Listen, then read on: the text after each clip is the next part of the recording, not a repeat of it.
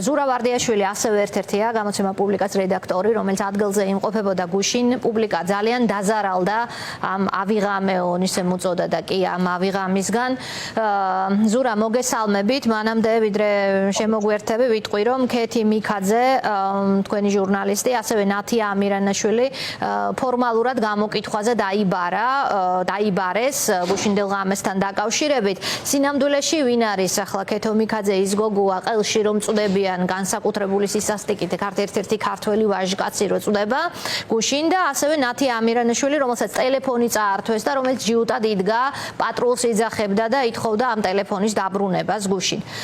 ზურა, მინიმუმ 4 ჟურნალისტს შეუშალეს ხელი გუშინ ჟურნალისტურ საქმიანობაში, თან მიზანმიმართულად ამ თავის სიავის გადაღების საშუალებას და დაფიქსირების საშუალებას არ გაძლევდნენ.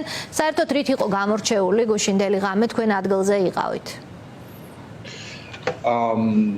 მე მივედი მას შემდეგ, რაც ნახე ჩვენს ჟურნალისტებს დაემართათ ერთი მცირე შესწორება, რომელსაც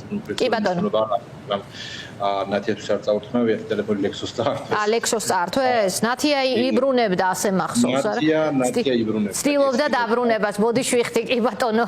კი ბატონო. პუბლიკას წაართვეს, ეს იყო ნამდვილად. კარგი. ჩვენ სიზუსტის მომხრე ვართ, მხოლოდ ფაქტები. კი ბატონო, ბრძანეთ. დეა. თორე პრინციპული მნიშვნელობა. კი ბატონო, დეა.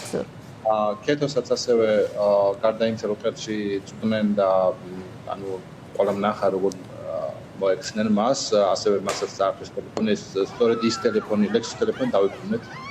დილოცავთ. ერთგადეთი ჟურნალისტის თავდადებამ დავიბრუნა ეს ტელეფონი, მაგრამ მან იბრძოლა და დაიბრუნა ეს ტელეფონი. ამბები ხდება. რაც შეეხება ქეთოს ტელეფონს, ოფისის ჩვენს ტელეფონს დღემდე ამ დრომდე არ არის დაბრუნებული და არათუ არ არის დაბრუნებული, არამედ ჩვენ ხომ ვნახეთ ვინ გააკეთა ეს ვინ წაართვა, ხო? ჩვენ წუხელ მე, ნათია და ქეთო ავბრუნდით ამ კრიმინალის ადგილას, გამომათვეთ ხო ამას, იმიტომ რომ ეს გუშინდელი ამბავი იყო ჩვეულებრივი კრიმინალური სცენა. დავდექით იქ, გამოვიძახეთ პოლიცია, ვისწრით 1 საათის მანძილზე, ვიცოდით რომ ეს ადამიანი ვინც ჩაიდინა ეს დანაშაული, იძლა და ჟურნალისტზე, რამდენიმე სისხლისამართლის დანაშაულზე აქვს საუბარი, ჟურნალისტის საქმიანობაში გადაშესვლაზე, ადამიანზე ძალადობაზე, ლიფტის გატაცებაზე და ვიცოდით რომ ეს დამნაშავე ამ ოფისში იმყოფებოდა და ვუსვიდით პოლიციას. პოლიცია რა თქმა უნდა არ მოვიდა, რამდენჯერმე დაურეკეთ და პრობლემები რომ ეს გადაცემულია და ეს გადაცემულია დასმულდა იმით რომ გაიღო კალაძის შტაბის კარი და გამოვიდა 50-მდე ეს პარტაქტივი, მათ შორის ადამიანი, რომელსაც იძლა და ჩვენს ჟურნალისტზე და გასწრაფეთ ტელეფონი და ჩვენ რა თქმა უნდა მას კიდევ დავიწყეთ ჩვენი პროფესიონალურობის შესრულება გადაღება და უშუალოდ კითხვები, მაგრამ რა თქმა უნდა პასუხი იყო ცინიკური, შემოგვიტრიალდნენ, კიდევ იყო აგრესია, იყო ცდილობა კიდევ ახლა ჩემთვის დაერთხინათ ტელეფონი, უფრო ფიზიკურად ვეღარ მოახერხეს და გავიდნენ და გაგვეცალნენ ეს მარშით ჩაიარეს რაღაცნაირად ჩვენს წინ. ანუ დამატებით თქვენი ტელეფონის წართმევასაც ცდილობდა ეს ხალხი ამ ჩადენილი კრიმინალის შემდგომ. ხო, კი, უბრალოდ მე სასამართლოში ჩვენს მანდატურებთან მუშაობის დროს და კიდევ ბევრი ხნის მანძილზე რაღაც ინსტინქტი მაქვს გამომუშავებული, რომ ვძნობ ხოლმე, როდესაც მოდიან ტელეფონის წასართმევად და რაღაცნაირად გამოვტაცე უკან ეს ტელეფონი. თორემ პრაქტიკულად იგივეს აკეთებდნენ. ამის შემდეგ, მხოლოდ ამის შემდეგ დაგვირეკა პოლიციამ, რომ ჩვენ ვეღარ მოვალთო. თქვენ მოდითო, ხო? მოდითო, აბსოლუტურად დარწმუნებული ვარ, რომ ეს იყო კოორდინირებული. ანუ პოლიციამ უბრალოდ აცალა მათ წასვლა შტაბიდან და იქამდე არ მოვიდა და შემდეგაც არ მოვიდა, მაგრამ შემდეგ ვითხარ რომ თქვენთან მოდით და დაწერეთ საჩივარი რა გინდათო და მე გუშინ ვეღარ შედგა ეს ჩვენი საგამოძიებო მოქმედებები, არ ვიცი რა საგამოძიებო მოქმედებები უნდა ამას განსაკუთრებული ვიდეო უნდა ნახო უბრალოდ და დღეს არის ქეთო და ნათია არიან დიღმის თავარ სამართლოში გამოკითხვაზე. აი უბრალოდ არ ვიცი ეს ფაქტიც კი გარდა იმისა რომ როგორი ძალადობის ნამსახველი კადრები ვნახეთ, აი თვითონ ამაზე რეაქცია არის ყველაზე ნათელი დადასტურება იმისა, თუ რა პირობებში გვიწევს ეს წინააღმდეგ. აი ზურა, ვინმე ჩვენ საერთაშორისო მედიას რომ ვუყვებოდეთ ამ ამბავს, ეხლა რაზეც მე და შენ ვსაუბრობთ, კახა კალაძის, ანუ მართველი პარტია იბრალებს ხომ, რომ მართველი პარტიაა და ხელისუფლებაშია, მართველი პარტიის, მათი ლოგიკას რომ მივყვეთ, კანდიდატი, მანამდეც მერი და მისი ხელახლა არჩევის სურველი კაცი შტაბში მის მომხრეებთან აი ესე შეხვედრას თუ რაღაცას მართავს, მოდის აქცია და ხდება ის რაც ხდება, ჟურნალისტებს ართმევენ ტელეფონებს და ქალებს უსწორდებიან ისე როგორც უსწორდებენ. ეს ხომ ნორმალური ქვეყნის შტაბეჭდილებას არ ტოვებს, ეს 2x2 4-ია, მაგრამ აქ უნდა ვიკითხოთ ზურა ეს გამწარებული აბა რა გეგონათ პრინციპით შემოგდებული ტიტუშკების ორგანიზებული ეს ძალადობა გუშინ თქვენ როგორ ჟურნალისტს რას გაფიქრებინებთ? ისიც საკმაოდ მეც ხშირად მიფიქრე ამ საკითხზე რაღაც მეგობრებთან ერთად, რაღაც ნათესავებთან ერთადაც კი განმიხილავს ეს საკითხი, რომ რატომ არიან ისინი გაბრაზებულები? ანუ ისინი იდეაში დღეს აგრესიას, გაბრაზებას, რაღაცეთ ამ უმწეო რისხანებას გამოხატავენ როგორც წესი ადამიანები, რომლებიც დამარცხებულები არიან. და ფორმალურად ხომ ისინი ძალაუფლება, ფორმალურადაც და მათ ხელშია, რეალური ძალაუფლება ხომ მათ ხელშია. მათ აქვს ყველა ინსტიტუტი, მათ ხელში არის პოლიცია, მათ ხელშია სპეცრაზმი, მათ ხელშია პოლიტიკური გადაწყვეტილებების მიღების შესაძლებლობა, მაგრამ აგრესიულები, გაბრაზებულები, გამწარებულები არიან თვითონ. მე ცოტა რთული ახსნა რატომ, იმიტომ რომ აქედან მომავალი მარშის წევრები არიან უფრო მშვიდები, უფრო მხნედ, თითქოს უფრო გამოიყურებიან ასე უკეთ გულის გამოყურებაში გულისხმობ ყველანაირი გაგებით გულისხმობ, მაგრამ ამ შემთხვევაში არიან უფრო მშვიდები და მეორე მხარეს არის რაღაც სასოწარკვეთილ ბრაზამდე მისული ადამიანების ჯგუფი, რომელთაც რა აბრაზებთ. გაბოროტებული შეიძლება დავამატო გუშინდელის სკერის შემდგომ. გასაგები არ არის, იმიტომ რომ პოლიტიკური მე არ მგონია რომ ის ადამიანები რომლებიც ახლა მან ციხლებს და მუშტებს იქნებდნენ რაღაც ელოდნენ გარკვეულ პოლიტიკურ მოვლენებს, ამას აცნობიერებდნენ რა შეიძლება დაემართოთ წევის შემდეგ და აი ამის გამო იყო ნაგზის შესაძლოა სპეციალურად უბრალოდ ასეთი ტიპის ადამიანებს ქირაობენ სწორედ აი ამ საქმით, იმიტომ რომ მე მაგალითად კარგად არ მესმის ახლა ამ ხალხს საერთოდ საარჩევნო შტაბში რა უნდა.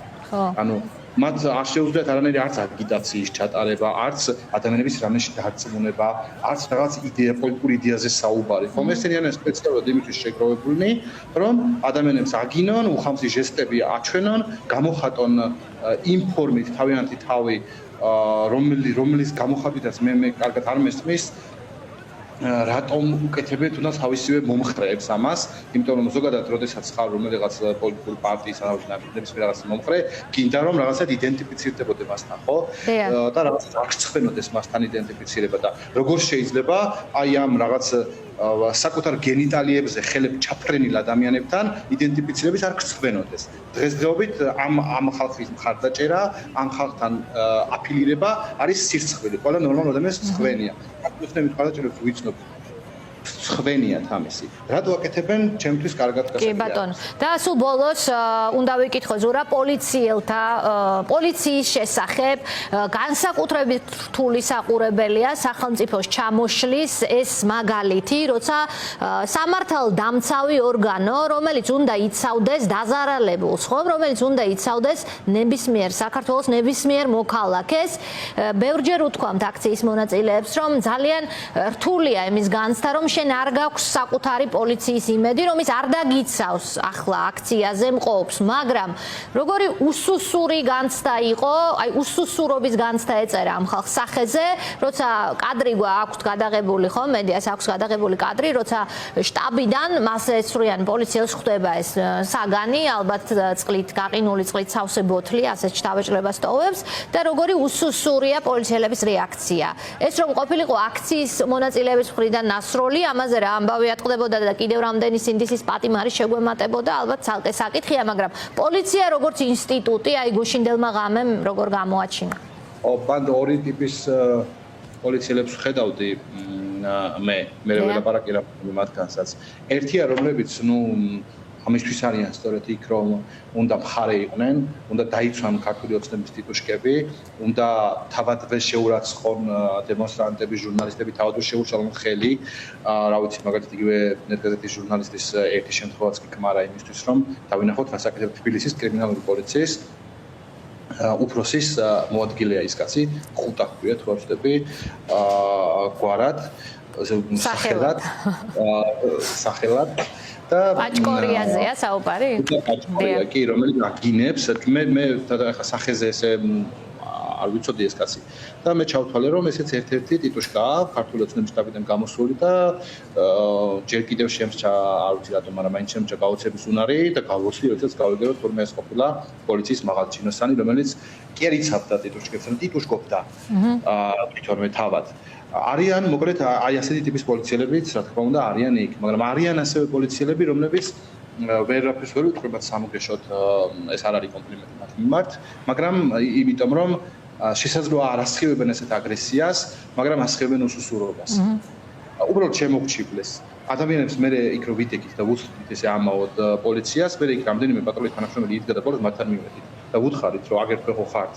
რატომ ველოდებით სხვა ეკიპაჟის მოსვლას და ჯერ თავიდან იყო საუბარი ჩვენ სხვასა და დავალებაზე ვართ ასე შემდეგ რაღაცნაირად თავის არიდებას ცდილობდნენ მაგრამ შემდეგ რაღაც უშუალო საუბარში შედიხარ თანაც ისინი ხედავენ რომ შენ რეალურად ხა ჩვენ არ ვართ ხო აგრესიული განწყობილები არც ის მიმართ არც არავის მიმართ საერთოდ ჩვენი საქმე უბრალოდ გაშუქება რამდენიმე მათგანმა შემოგჩივლა მე ერთ-ერთმა მათგანმა მითხრა საფასადის 25 წლამდე ბიჭი იქნება და იცით მაო მე როგორი ნაცემი ვარო დღესო ნუ მე ჩვენ აუხსენით რომ ის გაწევ გამოწევაში იყო ნაცემი და ჩვენ გამიზნოთ გვიტყამენ არ ვიცი შეიძლება მათაც გამიზნოთ გვიტყავდნენ მაგრამ მე მის შემთხვევაში პოლიციელი ის არის იარაღი მასე კიდა კამარზე ხელკეტი მასე კიდა კამარზე ხელბორკილები მასე კიდა კამარზე და ძალაუფლება ანუ კანონით მიერ მინიჭებული ძალა მას ჰქონდა რომ ამაზე რეაქცია გაეკეთა იმიტომ რომ ხმად ვარ დაწუნებული რომ აქვთ დავალება და რაც უნდა ჩემი დარწმუნება მას კადრები არსებობს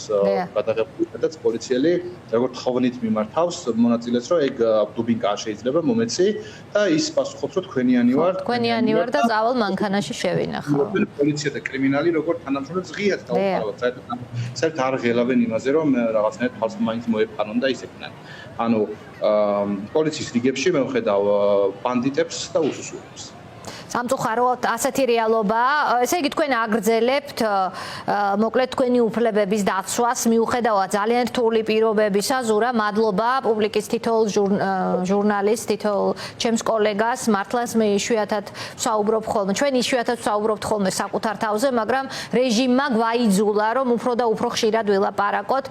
მინიმუმ ყოველდღე ვახსენოთ მზია ამაღლობელი, რომელიც აი ამ სისასტიკის ფონზე, რაც გუშინ ჩვენ ვნახეთ, ამ ბრუტალური ძალადობის და დაუსჯელობის ფონზე, რაზე ყავთ მზია ციხეში გამომწყდეული ალიყურზე პოლიციის უფროსისთვის, რომელმაც მანამდე აფუხთხა, შეურაცხყოფა მიაყენა და წყლის დალევის საშუალება არ მისცა. აი ასეთ სამართალზე ვსაუბრობ ჩვენ ზურა, მადლობა, ხომ არ გსურს რაიმეს დამატება. მადლობა და არაფერი პროდ იმას ვიტყვი რომ თავისუფლება მზია ამაღლობს. თავისუფლება გიერთები მზია ამაღლობას და სიდისის ყველა პატიმარს. მადლობა ზურა ვარდიაშვილს.